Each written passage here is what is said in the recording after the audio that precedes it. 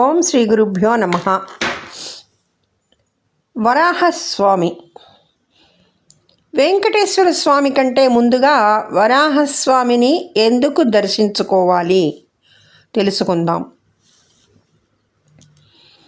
కలియుగ వైకుంఠమైన తిరుమలకు వెంకటాచలం అనే పేరు ఉందని చాలామందికి తెలుసు.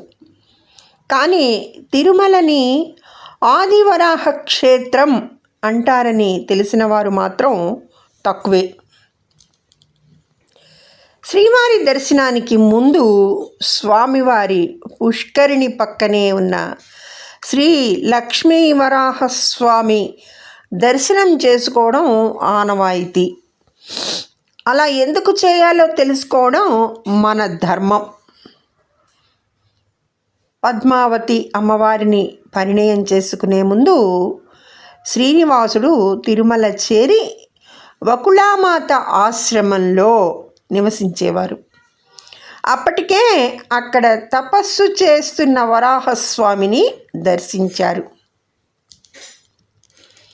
వివాహానంతరం తిరుమలలోనే నివసించాలని వరాహస్వామిని కొంత స్థలం అడిగారు.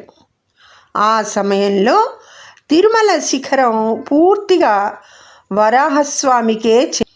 అప్పుడు వరాహస్వామి వద్ద 100 చదరపు అడుగుల స్థలాన్ని పొందిన శ్రీనివాసుడు ఒక మహాహామీ ఇచ్చారు. తనను దర్శించుకునే ప్రతి భక్తుడు ముందుగా వరాహస్వామిని దర్శించుకునేలాగా చేస్తానని. అందుకే వరాహస్వామికి తొలి దర్శనం, తొలి అర్చన, తొలి నివేదన జరుగుతుంది. ఈ విషయాన్ని రాగిరేకుపై బ్రాహ్మీ లిపి పోలిన అక్షరాతి ఉంది.